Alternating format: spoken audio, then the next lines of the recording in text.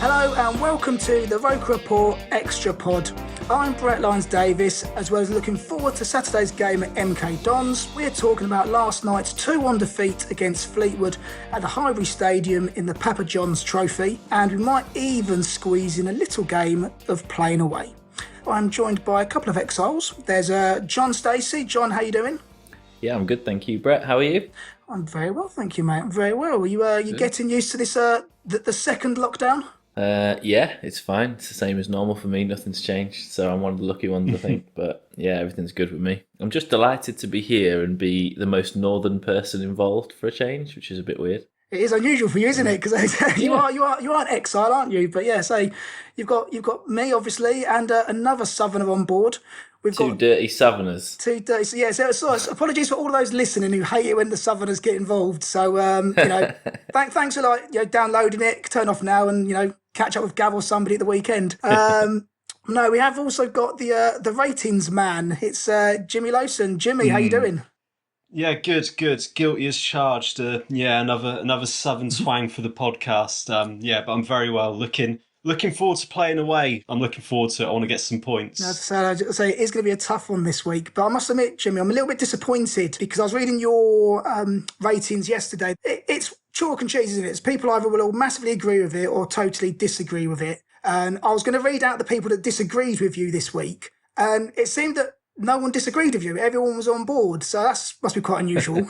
Yeah, it's a weird one. I feel like nobody watched last night's game. Like, no traction on social media, positive or negative. Go to the Gillingham game if you want me to be public enemy number one. A lot of people were angry with me after that one. But yeah, this season, less people at the matches. I'm slightly less hated in Sunderland, so that can only be a good thing. I always disagree with you, Jimmy. I always disagree with your ratings. So yeah, you do it in private though, John. You're not hanging me out to dry on Twitter. I'm not into tweeting abuse to people, especially those that I like. So. Well, I must admit, Jimmy, I did actually have a look back because I wanted to bring out some of the things that people do say to you. And it's interesting where John just said there that about people who actually like you will also comment. And I was reading through one of the match reports. I think it was Coventry at the end of last season, and it's got the usual things. Does he watch the games? He's clueless. You's insane. I actually watching the game was mentioned a few times, and then someone put on there Ledbetter 6. He was one of our best players, and then even one of our ROKER RAPPORT own Martin Wanless gets involved. And he goes, certainly was close to man of the match. Some very bizarre comments accompanying the marks there too. So even your mates have a dig. Yeah. I'm just pulling that knife out of my back. But yeah, so yeah, he put the knife in there to you, mate. Yeah. But so the reason we're here, as I say today, so it's talking about last night's defeat first and foremost to Fleetwood. So very quick recap on the game. McFadden opens the scoring on 15 minutes. It looked a cracking strike, but then the replay showed it did take a slight deflection. So it's his first goal and only the second start for the club. McKay equalising after laps at the back where Fleetwood showed how tin pot they are with a sea shanty music to accompany the goal. Unfortunately, then McFadden does get injured just before the second goal in the actual build-up play, which allowed them to sort of make the break. But in the end, we played pretty well. The first half, we actually hit the post or bar 3 times. We did fade though. Injuries messed it around a little bit at the back. It didn't really matter though. We are through to the knockout stages, and the dream of lifting the Papa John's trophy lives on. John, what was your general thoughts on yesterday's game? I agree with the norm, I guess. It was a bit of a nothing game. We knew we were through and stuff like that. But overall, I think, I hate saying it, but it was a game of two halves, wasn't it? Like the first half was really good to see, actually. Lots of young players really up for it and showing us stuff that we hadn't really seen recently with the last few games, having a bit of I guess, kind of a lack of dynamism and a lack of attacking plan Bs, Cs. It was all kind of the samey stuff we've been seeing the last few weeks. So that was quite nice to see.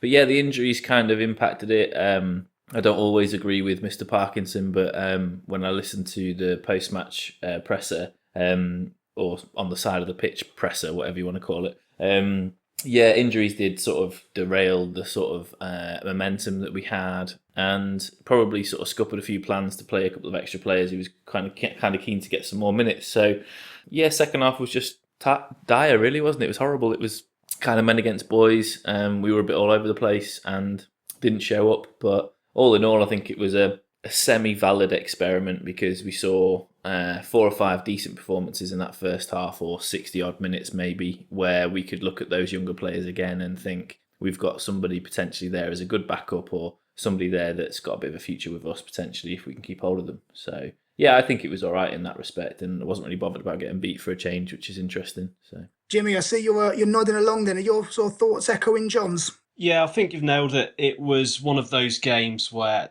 performances were more important than result. In the whole, the performances were good.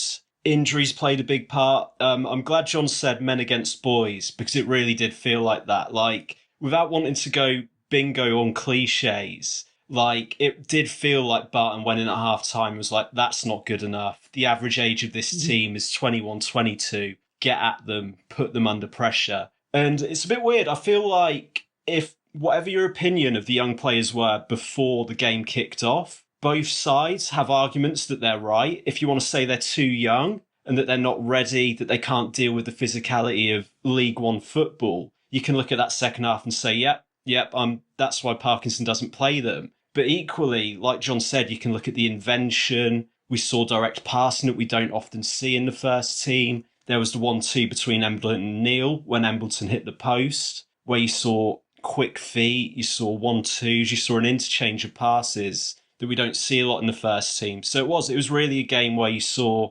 invention, creativity, and also effort. Like Hawks, I've got no idea how good he is. I've got no idea what he's going to do in men's football, but that guy ran his bollocks off. Like literally from minute one, he was just on it. So it was refreshing to see a team that was fresh, was hungry, was up for the challenge. Disappointing the way they couldn't get back into the game at 2-1. But I think that was really where the injuries told, because with Willis, we were playing with 10 men. We were virtually playing with 10 men in that second half. O'Brien, so 9. Yeah. I'm sure we'll get on to him later, but yeah, no, it was a really good performance for 45, and then in the second half, it was understandable that a young team with injury problems faded away. Well, keeping with the positives, so and I think where you said it sort of nail on the head there. Where people saying chuck all the youngsters in or not, we're never going to chuck 9, 10, the youngsters into that first team anyway. You'd be mad to do so. But was there anybody, Jimmy, last night that you thought, well, do you know what? I would take him. I'd put him in the first team squad for Saturday. Maybe even start him. I think Embleton has a real chance of. I think he's a cert for the squad. I think there's no way he's not in the 18 at the weekend, and I think there's a real chance he starts. We'll get into sort of the first 11s later, but I think there's 2 players really that played our last game against Ipswich that are in real danger of losing their spot to Embleton at the weekend, and really they couldn't really complain if he did take it. But I think he's 100% going to be in the squad. 1 for his set pieces, 2 for his passing. His passing's different. It's the way he sort of looks to feet sometimes. It's the way he looks for 1-2s. He's just a different type of player to what we've got. And I just think, I think Parkinson would be mad to not put him in the squad, and I think he will. It's whether or not he starts. But to me, he's a dead cert for the squad. Diamond or McFadzine, it's hard to say, maybe one of the 2, but Embleton's the one that sort of, circle it. I think he's definitely in. He took a lot of plaudits last night, Embleton. What I would say though, Jimmy, if you were to put him into the first team on Saturday, who would you replace him with? To me, it's one of 2. It's Maguire or Scowen. Which one would you choose? I think Scowen's more likely. likely. I think that makes more sense as well. I think that makes more sense the way that Embleton likes to cut in, the way he's a 2-footed player, but I think his left foot's better. I think him coming in off that right-hand side and sort of doing a poor man's Jack Grealish impression, looking for 1-2s, trying to get into half spaces. I think he could have a real amount of success there. And even replacing Maguire as our second striker, I could also see. But I think there's a good chance he starts ahead of Scone at the weekend. John, we'll still get Embleton for now. John, what's your thoughts? I mean, I don't think you were too impressed with him coming in for Scowen. No, I like Josh Scowen. I know he's had a bit of a kind of the last few games he's played. He's not been amazing, but he's had a good start to the season, and he's shown why we probably should have tried him earlier, maybe to the latter stages of the last season, and give him a proper run in the team, because him and Ledbetter, I think, have done really well deeper. And I know that, Jimmy's talking about him playing higher up and being replaced higher up, but I think him and Ledbetter work better together, deeper. He does put himself about. Yes, he's small, but he is he's box to box. He's the element that we're missing sometimes with that fitness. And so I think them two in the centre, sort of deeper, would work better. And I agree with Jimmy with Embleton. I think if he's going to start, he should start. I'd like to see him maybe with Maguire, because I think both of them have got that ability to sort of unlock lots of doors and kind of look at those passes that not really any other people could find, as well as kind of beating a man and as well as kind of turning the game. My only concern is, obviously, with those two players, you don't have a great deal of pace or strength, really. But obviously, that's where we trust our wing backs, really. So I was going to talk about, if you'd come to me on this question, the left wing side of things, the left wing back side of things, because if McFadzean's fit, I'd take a big risk, and it isn't a big risk in my head, but I think other people would think so, in starting him ahead of Hume. I think Hume's had a good start to the season, but he's trailed off a little bit the last few games, and he's had his injury issues. And, sticking him on the bench and putting McFadzean in after the last sort of 60 minutes we've seen of McFadzean, I think that's enough. He's played at this level before. I don't think he's the kind of player that is overawed by League One football. He's not like an 18-year-old lad who's never played against people in this sort of level. So I would have him in. I think he shows us something different from that left-hand side. Hume is good, and he can do his job, which is not always one-dimensional, but he is limited in what he's great at, I think. Whereas McFadzean's shown that he's kind of got two or three ways of playing. He's got a bit of pace. He can turn a man. He likes a shot. Hume never shoots. He's had, in that sort of game that he started, the Mansfield game, he had 2 shots in the first 20 minutes. And he scored quite a lot of goals in his past, McFadzean. I think he was, I might be wrong here, but he was one of at least top scorers of Plymouth when he was there. I just think he just brings something different, and just a bit of sort of fitness and sort of like kind of guile, I guess, from the left hand side. So he would be mine. But I also really like the idea of kind of the fact that we don't really have much choice at the back. If Younger was fit, and I know that he's injured now, I really liked him last night, and I would have. He played well, didn't he? Yeah, he looked a cut above, and actually it was interesting because Feeney looked all right in pre-season until he had his injury. And then we're looking at Younger and we're thinking, why is Brandon Taylor getting anywhere near the squad? Do you know what I mean? Younger's 5, 6, 7 times better than Brandon Taylor. 10 times is a bit harsh, but he's a decent player, Younger. And I would sort of chuck him in the squad, at least, Younger. And if you're going to sort of not want to risk him and play Dobson or a 9 centre-back with the lack of centre-backs that we've got, then, at least he's in the squad. I don't rate Brandon Taylor at all, so that would be my choice. Yeah, he's never really set the world like Brandon Taylor, has he? Whenever he seems to get these games and sort of get into the team. But, looking at our defensive worries, and I was going to go sort of move on to that a bit later, but now that you sort of brought it up there, this Saturday, we are very, very short at the back. Obviously already, definitely out, obviously, for international duty is Flanagan and McLaughlin. You've then got injuries to Feeney, Jamajli, possibly McFadzean, obviously came off yesterday. I don't think it was too serious. And then sort of Younger and Dunn also went off. Willis was clearly struggling. There was doubts on Monday about Hume and 09 being, they haven't trained, but I think obviously realistically they should be in the team. Obviously we're recording this Wednesday night, so come Friday during Parkinson's press conference, we'll know a bit more to that when this actually goes out. So you really at the moment you're looking at if all those were doubts, there's Bailey Wright, Dion Sanderson, and then Brandon Taylor. I don't think anyone else is actually a defender to actually come into the team. So we could be really struggling come Saturday. Jimmy, worst case scenario, what the hell do we do with that defence?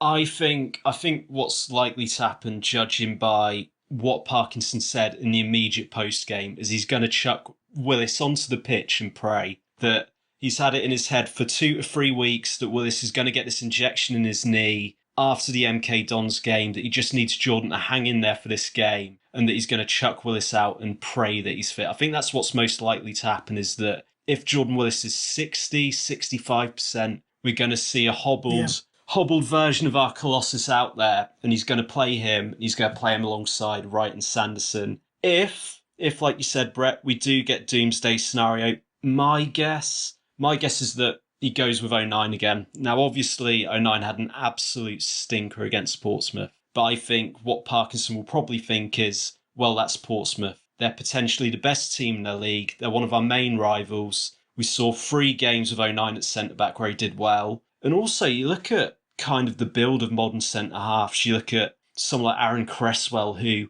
was a defensive liability at left-back, who looks transformed at left centre-back for West Ham. You look at Aspilicueta. There's a lot of people playing centre-back now in back threes that look like Luke 09. So I think if you sort of have a talk with 09, you talk about what went wrong against Portsmouth, what he did right in the other games. I think that's something you'd look at again.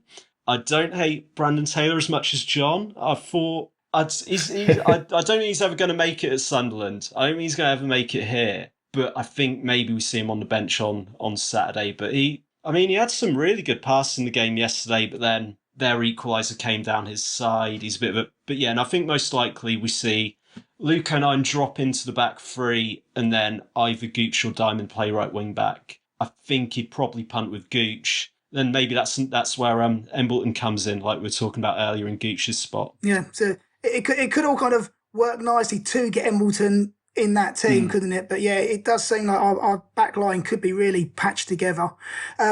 Yesterday then, apart from the injuries, was there any other negatives that came out of the game? I know, John, you highlighted O'Brien early on. He did have a terrible game, didn't he? Yeah, yeah, very poor. He, every time he had the ball anywhere near him, it seemed to bounce off him worse than Wyke did.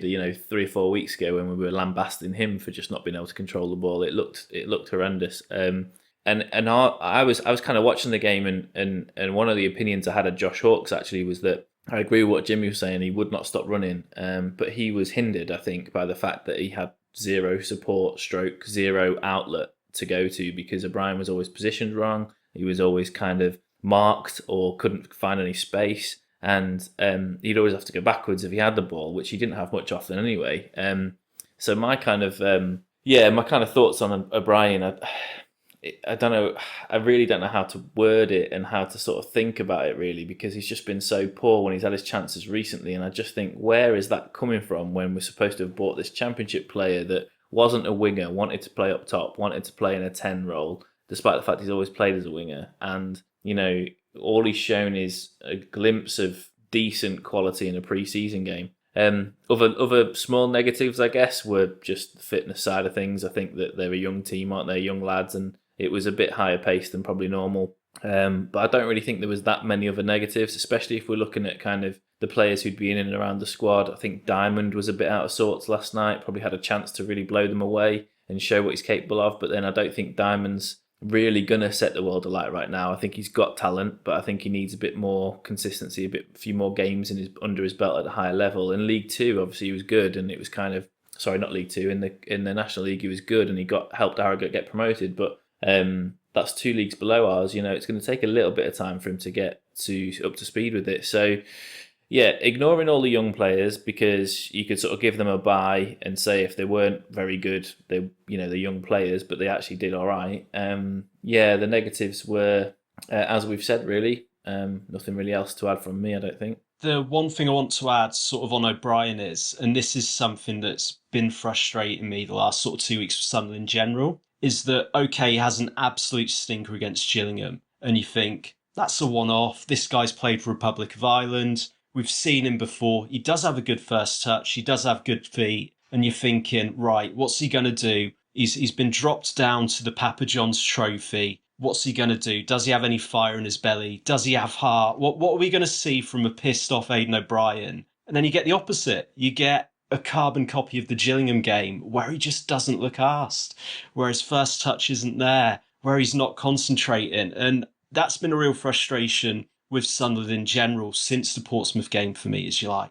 right, how much do these lads want it? Are we going to see a reaction? Are we going to see this team really sort of take the bulls by the horns and show that they want to win promotion? And there's just a few players that seem to be going through the motions at the moment. And I just wanted to highlight that from O'Brien because I think there's maybe a worrying underlying thing going on with some of the players in our squad at the moment where maybe it's the fact they're playing in empty stadiums, maybe it's stuff off the pitch, but we're not seeing enough from them really. I'm not sure they want it enough without wanting to be too harsh, and it's just something that's maybe a concern, something to look out for in the next few games.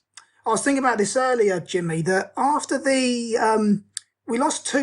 beat Ipswich 2-1 last week, and it was a poor performance, but if you went onto Twitter and any kind of social media, everyone was pissed off by the performance. It didn't feel like a win. You take last night's game, and as you said, I was excited for that game, seeing the lineup, because I thought this is going to be refreshing. We're going to see something good here, and we did. The first half was fantastic. It was great to see, and we lose 2-1. Yet everyone's positive. Like today, we've all started this podcast in a real positive mood about it because the players gave us something, and I agree totally with you. There's something not quite right with that team at the moment. Yeah, I think if you look at what you've just said there, Brett, you hit the nail on the head. Like the general sort of outlook of our team last night was people who wanted to play for the shirt because they're young lads trying to break into the first team. The players on top of O'Brien that weren't really giving it their all were Dobson and Willis. And you could argue Willis is injured. And Dobson just seemed out of sorts from the start, kind of grew into the game a little bit. But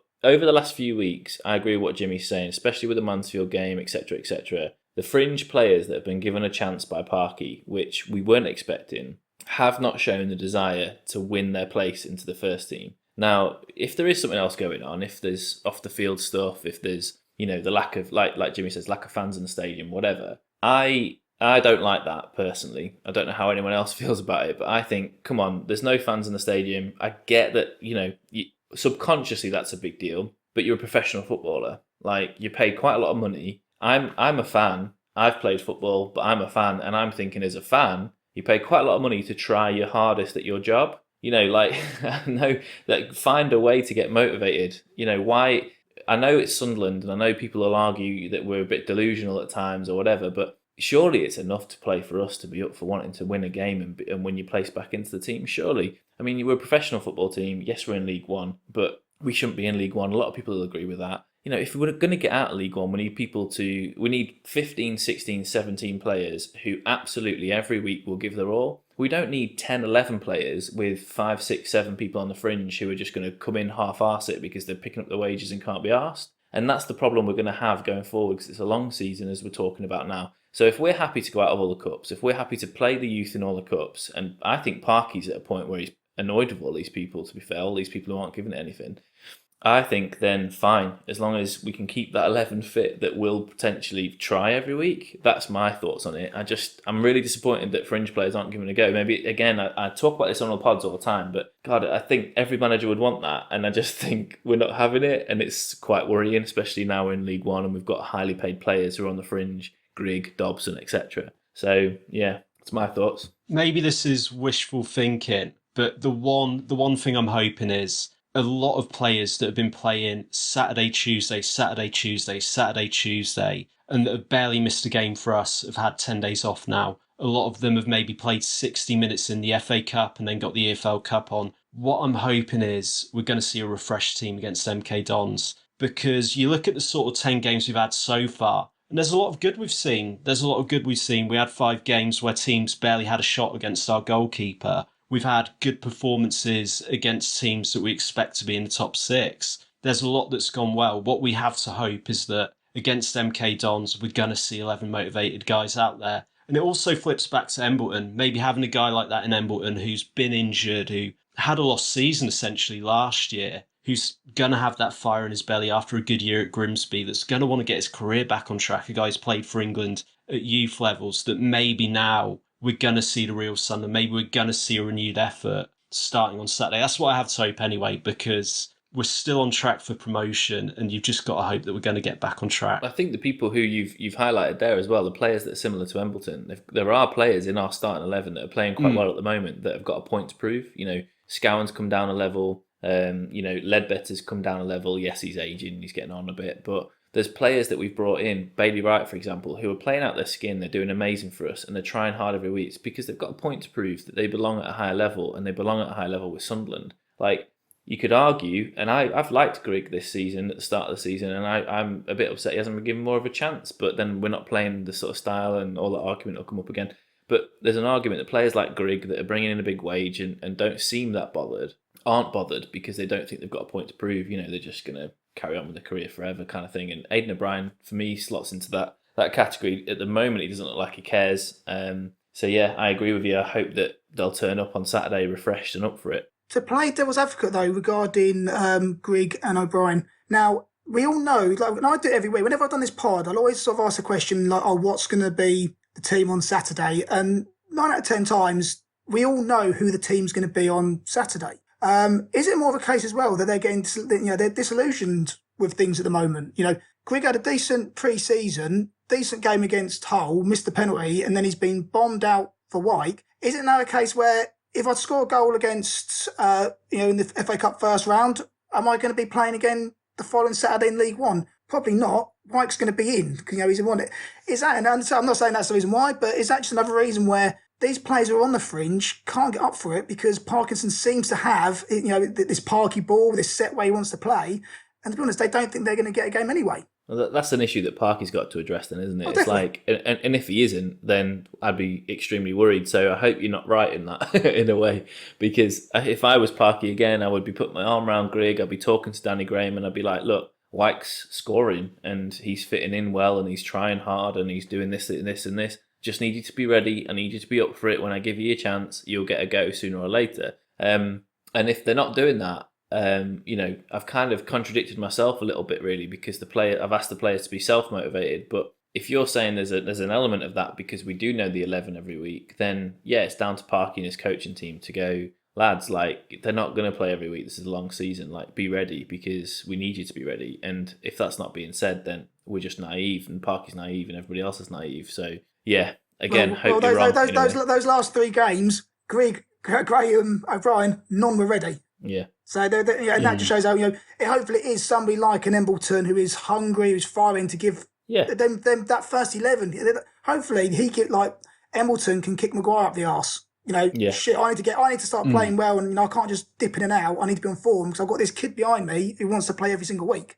So I'd like to think even on training he's probably doing that. I mean, a lot of people speak highly of Embleton. A lot of people say that he's got great skill on the training pitch and stuff. So I'd like to think Maguire stood there playing alongside him, playing against him in the training scenarios, and thinking, yeah, Parky could like him in this role when he's match fit. I need to up my game, but you just don't know what's going on, do you? And we all certainly don't know what's going on in Parky's mind because, yeah, he's had a static 11-ish over the last few weeks, but when it comes to having to make a change, forced into injury changes, we all think we know what he's going to do, and then he pulls a weird one out of nowhere and sticks Luke O'Nien left centre back. But it's kind of one of those things where we've got to have faith. We've got to keep the faith, I guess. The only other thing I'd add without wanting to go on this for too long is I think it's 2 different situations. With Grigg, I think it's very fair to say that he's mentally checked out. We all remember the Athletic piece, which is the sort of interview you only give if you think you're going. It's literally like, yeah, the manager doesn't like me. This has been a bit of a nightmare. Well, playing for Wigan was fun. That was the cliff notes for me from that interview. With O'Brien, he's been a pretty consistent player. He's come on in a lot of games. I think the only place I have a bit of sympathy with him is I thought his best performance was the Charlton game. It was away at Charlton. He started that game. He linked up well with O'Nien and Scowen. Parky hooks him after 60 minutes and then drops him for the next game. So I can see how in his head he thinks, wait a minute. When I play badly, he keeps picking me. When I play well, he drops me. It's like, what's going on here? So I think you boys nailed it, that there's a lot going on, and maybe Parkinson's an old school manager isn't the best at keeping 23 motivated. Maybe he's got 11, 14 very motivated players and another 6 or 7 that he's just not kept on side. Well, after all that, then, let's have a look then at the weekend's games. So we're playing, obviously, my local team, the MK Dons. They're heading up to Sunderland. Now, form-wise, they beat Stuart Donald's very own Eastleigh 4-0 in the FA Cup at the weekend. Their previous 5 before that, they've been unbeaten in the last 3, which was draws against Northampton, AFC Wimbledon, and then a 2-0 win over Wigan. And then before that, they lost to Blackpool and Oxford, and they see themselves in 19th place. Jimmy, what are your thoughts on what the MK Dons are going to bring on Saturday? they're another team. I don't want to sound like a broken record because the last time I was previewing a game was Rochdale, and they're very similar to Rochdale in that they're a team that loves passing without going anywhere a lot. I think if we want to keep going with the cliches, they're good in the middle of the pitch and bad in both penalty boxes. Like, I'm sure you were at the game back in February, Brett, where we couldn't get a kick for 45 minutes against them. But they had like two shots they in had that nothing half. at all. They had nothing at all going forward. But they never looked like scoring. Right. And then obviously we pressed them a bit, just about did enough to justify winning it. But yeah, they've rookie manager in a relegation scrap. It's one where you think 3 points. You have to think 3 points. You can't think anything else. There might be large spells where we don't see the ball. They do have some good technical players, but since we last played them, they lost their best player at Charlton. And yeah, it's just another one where we have to be thinking 3 points. John, yourself, what you were expecting of them on Saturday? Yeah, I think you took the words right out of my mouth, Jimmy. You've got to expect 3 points, but the only thing I'll add to that is, we always think that we play against these teams and we look at them on paper and we look at their form and we think, yeah, it's an easy win. But then we make it difficult for ourselves for whatever reason. And I'm not going to sort of kind of rub my crystal ball and work out the reason why we're going to make it difficult for ourselves this weekend, and hopefully we won't. But they've got some trouble in players potentially. Defensively, if we're injury struck and we're sort of fighting to get a decent back three, back five. Cameron Jerome, he's an experienced player. He scored a couple recently. He's the sort of player that scores against us as well, Cameron Jerome. Yeah, those crap players that seem to always pop up with goals. Yeah, when I saw Cameron Jerome had gone there and I saw that we were playing them this week and I was doing the pod, I was thinking, this isn't going to work well. And also, was it Scott Fraser that we were linked with? Was that Scott Fraser? He's scored three goals for him this season so far. So that's got another one, hasn't it? That's like, yeah, we were linked with him, so he's probably going to tear us apart. But no, I think apart from that, they've got they're similar to us. They've got well, they're not similar to us. That's the wrong start of that sentence. But they've got a couple of experienced heads at the back. They've got Richard Keogh and Dean Lewington, and they've got and if we can get a bit of pace and trickery around there, if Embleton starts, maybe we've got a way in there to beat that kind of older head. But no, I echo what Jimmy said. It should be 3 points. It should be a win, and if we collectively pull our heads out of our asses, we should easily win it. So, Jimmy, who is Phil Parkinson going to start then on Saturday? Right, so I think there's somewhere between 5 to 7 dead sets. So our spine's definitely going to be Burge, Wright, Leadbitter, Wyke. We'll work on the assumption that Willis is fit and say that the back three is going to be Willis, Sanderson, Wright, like we talked about before. I think he starts Human 09. Maybe McFadzean would have stood a chance had he not pulled up injured in the Fleetwood game. I think he would have stood a chance. Now, who are the three players playing in behind Wyke? Now, that's where it gets tricky, because against Ipswich, we had Scowen, Maguire and Gooch. Scowen had a stinker. Powers started in his place in the FA Cup, had a stinker. So that's my Embleton spot. That's my Elliot Embleton spot. I think Gooch stays in the team. And I'll say Maguire stays in as well. Yeah, I can't really argue too much with that. I think my only argument will be, if he's going to throw Willis in, I don't think he'll play Willis left centre back. I think he likes to stick people to their positions if they're absolutely certain in their positions. So I don't know. He'll either play Sanderson or Willis right centre back, and I think he'll play O'Nien left centre back, and then I think he'll play Diamond right wing back regardless, or Gooch. So then I think it'll free up areas within the sort of middle there for Embleton and others in that respect. I've got a soft spot for Josh Scowen. I think he should play. I don't rate Maguire at the moment, but then he's our talisman, he's our king, isn't he? So you've kind of, if we're bereft of options up there to sort of unlock the doors, and Embleton's just had 90 minutes, do we risk him, etc. Yeah, Maguire's kind of got to play. So yeah, I don't know really whether I've probably named about 13 players. I don't have a clue what your first 11 is, John, if I'm honest. No. My first 11's basically Jimmy's, with a few disagreements that I'm not really sure on myself. So there you go. How do we feel about the left centre-back thing? Because it's a real problem with Leisure Magic's injury. that all of a sudden whoever we play there is going to be really awkward. I mean, Flanagan's awkward there, and he's our first choice. Yeah, but Flanagan, it's that age-old thing, isn't it? That age-old thing that we've been talking about with Wyke and other players. A run of games and Flanagan's consistent in that position. He's got it. He makes the odd mistake. He was horrendous a couple of weeks ago. But I think you can trust him in that position. He's not there this week. I would play Willis there, like you said. I would play Willis there, Sanderson right, centre-back. I don't fully rate Sanderson. I think he played okay. The last couple of chances he's had. Haven't seen enough of him to really think that he's quality. But we haven't got many options. And I'm reluctant to say, as you are, yeah, let's just chuck, Dobson in or O'Nien in left centre-back because it'll be fine. Actually, we should probably do exactly what you said. Sanderson on the right, Willis on the left, and Willis should be able to do it. He's a cultured player. He should be able to play in the left centre-back role. But my point I was trying to make was Parky can sometimes be very much a stickler of, you've played 5 games in that exact position. You're not playing out of that position for a while. And it's like, well, I'm capable of it. Do you know what I mean? Willis is quite an adaptable defender. But yeah, I don't know. I think you're right, Jimmy, to be fair. I think he'll play Willis and Sanderson. He's got to. They're probably the main options we've got without looking a bit too scary at the back. I think something we have to mention, we've gone almost 40 minutes without mentioning him, is Dan Neil. And this was something I wanted to bring up. I think his big heartbreak is that him and Embleton are fighting for the same spot. And I think a lot of people are going to look at Twitter or look on the Sunderland website at 2:00 and expect to see both of them in the squad.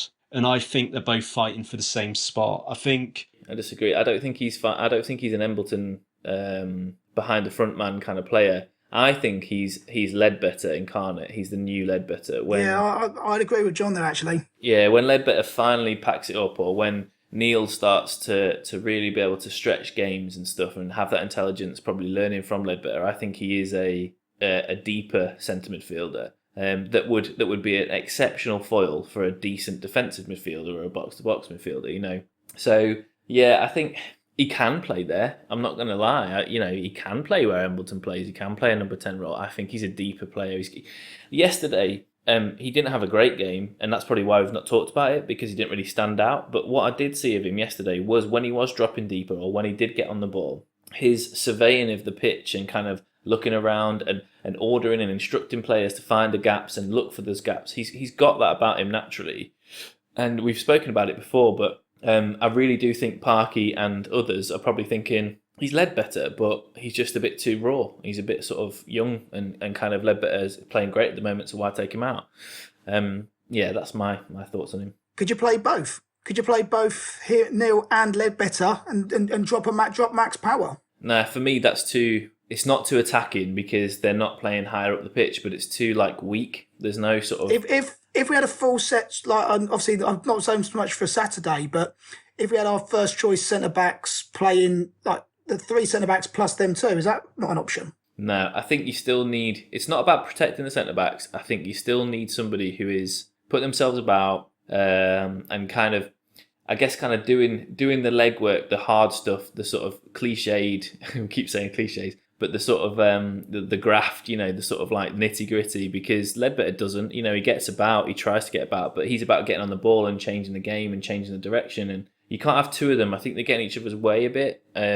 Well, I've certainly seen that in other teams that try and have 2 of them. Who was it recently that I was looking at? So I was talking to a mate of mine who works for MUTV, and he was talking about Fred and Pogba. And Fred and Pogba can't play together. They're too similar. So you'll notice that McTominay comes in when Fred's on form, etc., etc. And it's true. You look at it, and whenever they play together, they both play poorly. It's like you've got to have somebody that contrasts in style, I think, in that centre midfield berth. So I do think that he's got some quality, but while Ledbetter's flying, I don't think he's going to get a look in. He's in that role for me. My theory where I slightly differ is I think last night, obviously, he was playing the Ledbetter role. Really good at those little 30-yarders over the fullback. He played 2 or 3 brilliant ones of them. Is every other time I've seen him, he's been more of an 8, he's been more of an inside forward. So I'm wondering if Parkinson thinks, like you said, that he doesn't have the defensive side to play as that deepest line midfielder that Ledbetter's done so well, that Dobson's done so badly. My thinking is that he doesn't think that Neil's physically ready for that role and that he sees him more as an attacking midfielder in the mould of Embleton.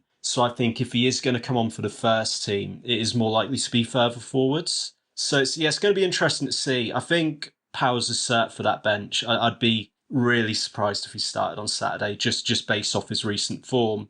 But I also think he's too big a name to drop. I think O'Brien and Dobson have had it. I don't think they're going to be in the squad.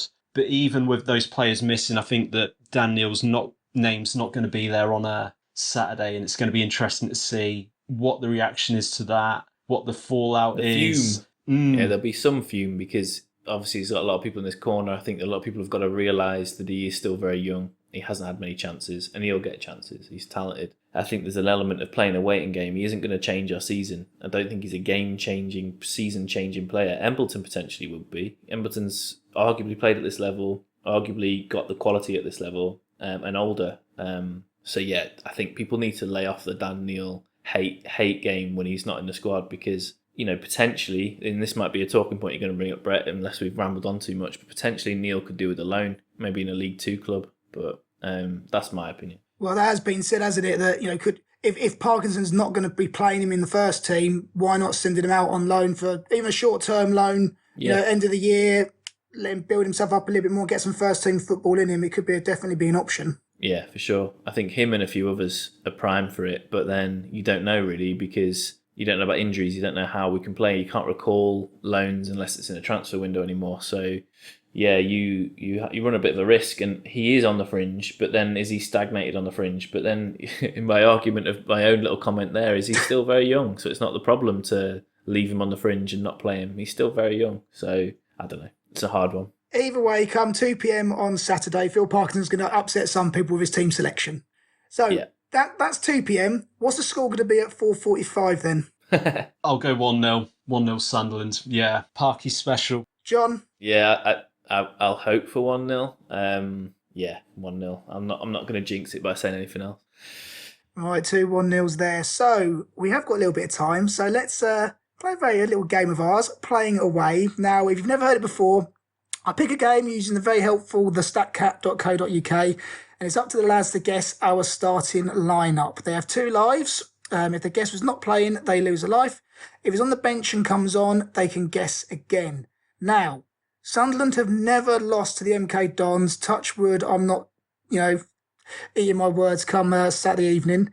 We've never lost to them, but we came very, very close in 2013. Oh, no. As a Paolo Di Canio team goes 2 goals down in the League Cup second round.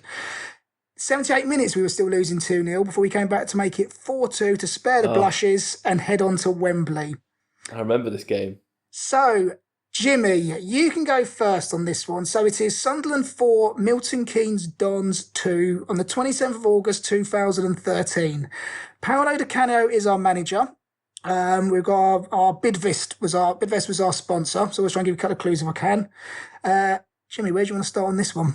I remember this game. I didn't watch it, but I remember it because one of my mates, who's a Chelsea fan, was like, watch out for Bamford, watch out for Bamford, and he scored. And it's just ironic that all of a sudden he's finally come of age. I'm stalling. I'm going to really struggle here because this is tough. I'm going to go Pantilimon in goal.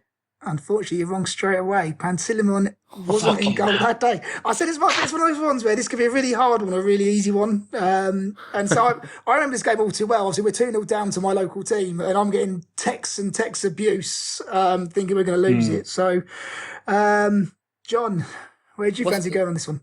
Well, this is the thing, you see. I think I know one of the subs who came on and scored. So if he's a sub, then I'll just get another go, yeah? So I'll risk it and say Connor Wickham. Connor Wickham. So he came out. He did score 2. He came off the bench. I think we talked about this the other day, or not the other day, months ago in one of our quizzes. So I think I'm trying to remember back. Yeah. He came off the bench. You get a go again, John. In that case, I'll try for the keeper, and if it's not Pantilimon, it's got to be Manone. It's got to be Manone, and he was actually making his debut that day. Oh, thank God for that. Jeez. So that was very high pitched. Oh, it passes back to you, Jimmy. Right. Now, Di Canio wasn't a fan of this guy, which makes me think that he might have played him in this game because he didn't give a shit about this game. I'm gonna I'm going to risk going up in flames and going 0-2 and say John O'Shea. John O'Shea's always the safe bet, I reckon, on this because he's in. I think Stuff. He's always in and around it. So yeah, always say John O'Shea. I think if you're struggling, John, straight back at you. Are we allowed to say he who shall not be named? Because I feel like he might be in this team. You can do. Did he play? Yeah, he is in there, and he scored. Did he score? Yeah, he did score. Still a dickhead, but That's concerning because I was working on the assumption that this is the reserve team of a really bad Sunderland team. But now I'm not even sure it's the reserve team of a really bad Sun team. I'm stuck. Now, because there are two players that are in the doghouse with Di Canio, I'm going to go with the other guy who played that position. I'm going to go a bit left field, a bit Niall Bromley, a guy who's actually had a really good career since leaving Sunderland, who I liked. Andre Schluska, was he right back? he was, and I'm glad you said his name. I was gonna punt for him because he was one of my favourite players when he was at Sunderland. He was a cult hero in my eye. The bar photo, There you go. See, he was in the team. John, back to you. So you're slowly picking your way through these. I'm worrying now because beyond Chalutska, I'm struggling. Oh God! Right, I'm gonna take a wild punt. Josie Altidore. Josie Altidore was there, and believe it or not, Josie Altidore scored. Oh my God! Oh wow! Got all the goal scorers already. I think that was Altidore's one of only 2 goals he scored for us. Jesus Christ! If memory serves me right. Another poor lad. Back to you, Jimmy. So Di Canio loved 4-4-2, and we know Wickham came off the bench, and we know Jose started. So there's two players. There's 2 players that might start alongside him. Do I go for the one he loved who was terrible, or do I go for the guy who was good that he hated? I'm gonna try our beloved one and only G. Oh, G Dong-won was there. He played, yeah. And I think now there was. I might be wrong with him. I don't go though. There was a problem with his registration or something, and we we could at one point have got kicked out of the tournament. Although we were quite late into the tournament. There was some issues with his registration. But yeah. Yeah, because we nearly had a points deduction. And then, obviously, it looked like we were going to finish 20th anyway, so no one cared. Don't all worry, of a lads. sudden, we stay up and just screw everyone over. So, yeah, he played. So far we've had Manone, Saliska, O'Shea, Adam Johnson, Josie Altidore, G Dong-won. He was Connor Wickham. Right, I'm going to go with Seb Larson. Oh, no, that was my next one. He can go again because he came off the bench.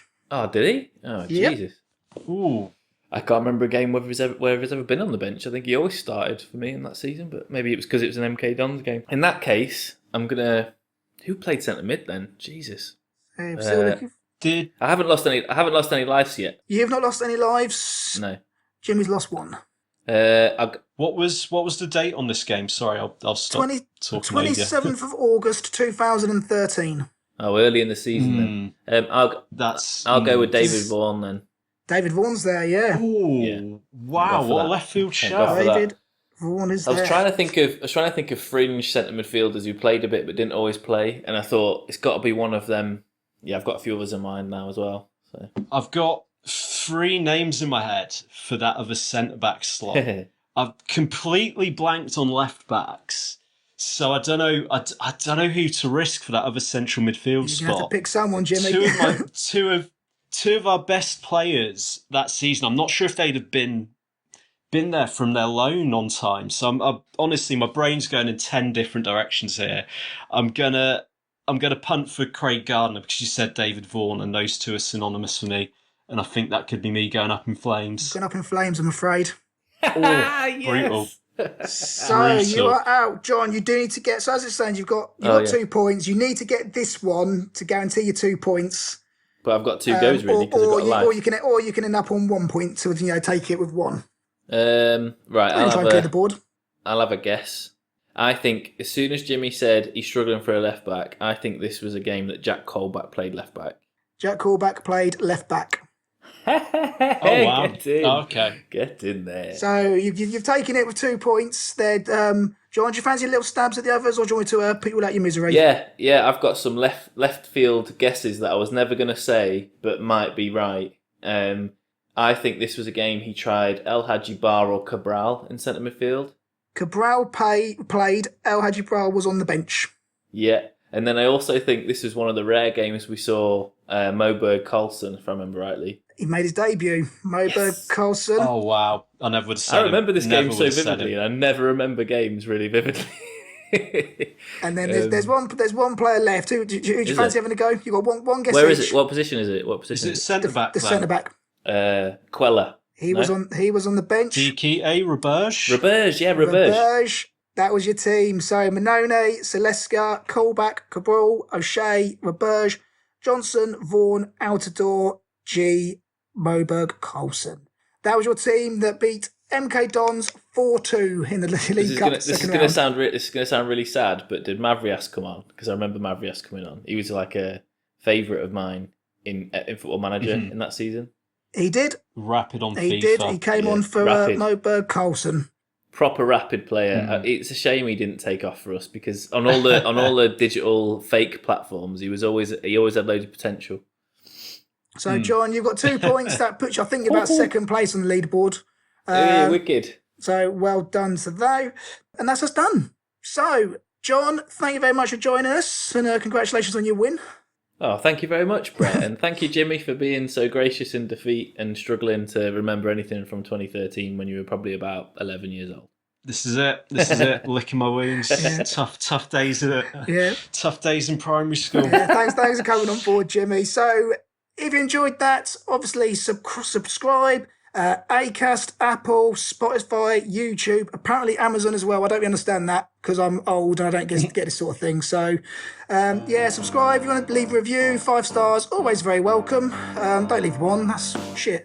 But no, thank you very much for listening, and we'll catch you next time. See you later.